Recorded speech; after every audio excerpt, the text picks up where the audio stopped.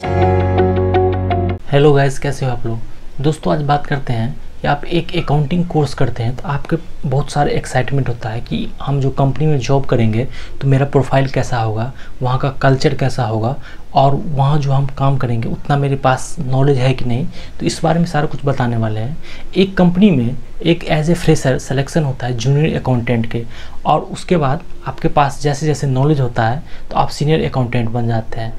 एक कंपनी में as a software जो कि टैली से बहुत सारे सॉफ्टवेयर यूज़ होता है, और बहुत सारे ऐसे कंपनी बड़े कंपनी हैं जिसमें स्पेसिफिक कस्टमाइज सॉफ्टवेयर यूज़ किया जाता है एज़ पर उनके जो रिक्वायरमेंट के अकॉर्डिंग उसका किया जाता है।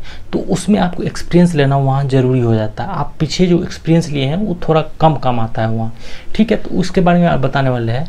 और एक जनरल सॉफ्टवेयर होता है जैसे सीए फर्म में या किसी कंपनी में, नॉर्मल छोटे से कंपनी में, तो वो सॉफ्टवेयर का यूज़ किया जाता है। तो उससे क्या होता है, आप पहले से रेडीमेड सॉफ्टवेयर होता है, उससे आप पहले से पढ़े हुए रहते हैं, देखे हुए रहते हैं, तो आपको उसमें कोई दिक्कत नहीं होता है। इनिशियली आप जब सेलेक्ट होते हैं किसी कंपनी में तो सबसे पहले आपको एज ए जूनियर अकाउंटेंट रखा जाता है और आपको ट्रेनिंग कराया जाता है एज़ पर कंपनी नॉर्म के अकॉर्डिंग। और ट्रेनिंग कराने के बाद आपके सीनियर अकाउंटेंट के साथ आपको रख दिया जाता है और उसके साथ आप काम करते हैं। एक बड़े कंपनी में अकाउंटिंग का काम एक छोटे कंपनी से डिफरेंट होता है।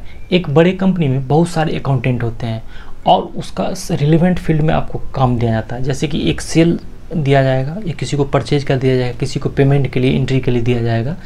तो इस तरह से काम वहाँ होता है, आपको सारे काम नहीं दिया जाएगा। वहीं एक छोटे कंपनी की बात करें तो आपको टिल एंड तक, जनरल एंट्री से लेके टिल एंड तक आपको ट्रायल बैलेंस शीट तक आपको काम दिया जाएगा और अकाउंटेंट ये काम करते हैं, ठीक है। एक कंपनी में जो है बहुत सारे काम किए जाते हैं, जैसे आपको सैलरी शीट आपको बनाना पड़ता है, या बहुत सारे ऐसे फाइल होते हैं जो आपको तैयार करना पड़ता है, और ऐसे अटेंडेंस शीट का भी आपको हो सकता है, आपको देखना पड़ सकता है। एक अकाउंटेंट का सबसे ज़्यादा काम होता है फाइनेंशियल ईयर एंड जो होता है उस टाइम सबसे ज़्यादा काम होता है। तो उस टाइम आपको सबसे वर्क प्रेशर सबसे ज़्यादा होता है।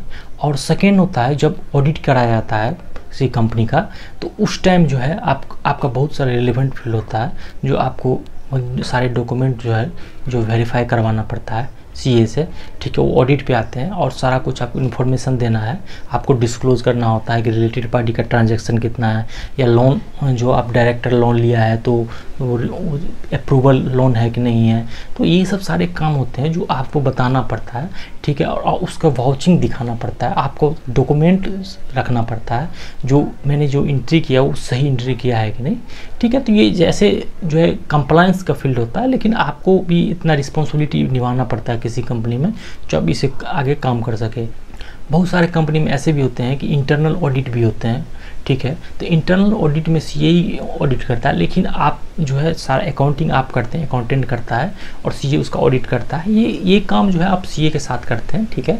और अकॉर्डिंग आपको सीए बताता है कि कैसे अकाउंटिंग करना है, कैसे क्या करना है, जिससे कि ऑडिट अच्छे से हो सके। ऑडिट दोस्तों मैं बताना चाह रहा हूँ, ऑडिट जो है कुछ स्पेसिफिक टर्नओवर के अकॉर्डिंग ऑडिट करवाया जाता है। एज ए फ्रेशर आप अकाउंटेंट किसी कंपनी में भी वैकेंसी निकलता है तो एज ए फ्रेशर को आपको सारा रिस्पॉन्सिबिलिटी नहीं दिया जाता है।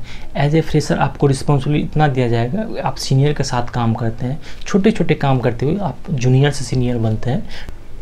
आप अकाउंटिंग फील्ड में काम करते हैं तो आपका कुछ रिस्पॉन्सिबिलिटी होता है, उसको फुलफिल करना होता है, टैक्स का कंप्लायंस भी करना पड़ जाता है, ठीक है। और सही एंट्री जो है आप टीडीएस से देखते हैं, 26A से जो मेरा सही एंट्री जो है टैली ऐप पे हुआ है कि नहीं। तो आपको इस सारे कुछ जानना पड़ेगा। एज ए फ्रेशर आप काम करते हैं तो आपके पास नॉलेज तो पूरा है, नॉलेज अकाउंटिंग का कोई दिक्कत नहीं है, लेकिन प्रैक्टिकली उसमें कैसे इम्प्लीमेंट होता है, ठीक है, इम्प्लीमेशन उसको देखना पड़ेगा और स्टेप बाय स्टेप आपको याद रखना पड़ेगा जो कैसे किस तरह से कल्चर कंपनी के कल्चर में काम किया जाता है, ठीक है। तो इस तरह से आपको देखना पड़ सकता है, ठीक है। तो आप इसको अच्छे से सीखना चाहिए आपको, और पहले यदि एक आपको सिलेक्शन से पहले भी, ठीक है, आप अच्छे से अच्छे अकाउंटिंग फील्ड में सीखें और एक एज ए प्रैक्टिकली जो कंपनी में क्या काम होता है, ठीक है। तो इस तरह से जो आपको सीखना चाहिए, जिससे आपको अच्छे से अच्छे लर्निंग और एक कंपनी में आपको बहुत ज़्यादा दिक्कत का सामना नहीं करना पड़ेगा, ठीक है। और इनिशियली में आपको हो सकता है अकाउंटिंग में आपको वहाँ दिक्कत होगा, लेकिन आप धीरे धीरे जैसे जैसे समय बीतेगा, आप जैसे जैसे सीखते जाओगे तो 2-3-4 महीना 6 महीना में आप अच्छे से सीख सकते हो और आप अकाउंटिंग का काम कर सकते हो। वही दोस्तों सैलरी की बात करें तो एक जूनियर अकाउंटेंट का सैलरी अच्छा खासा होता है, 20 से 25,000 या 30,000 की तक आपका सैलरी इनिशियली मिल सकता है। और जैसे जैसे आपका एक्सपीरियंस होता है तो आपका सैलरी अच्छा बढ़ते जाता है, ठीक है। तो आप यदि अकाउंट फील्ड में चूज़ किए हो तो बहुत अच्छा फील्ड है, इसमें करना भी चाहिए, बहुत अच्छा फील्ड है ये, ठीक है। और आप अपने आप को सीए से कंपेयर नहीं करें, सीए का फील्ड अलग होता है, वो अकाउंटिंग का फील्ड नहीं है, अकाउंट का उसका काम नहीं होता है। आप जो अकाउंटिंग करेंगे उसका वो ऑडिटिंग करते हैं, उसका चेक करते हैं कि सही है कि नहीं, ठीक है। तो इस तरह से काम होता है। आप जो बहुत अच्छे फील्ड में आए हैं, इस चैनल को लाइक एंड सब्सक्राइब नहीं किए हैं तो लाइक एंड सब्सक्राइब कर दीजिए। Thank you for watching this video.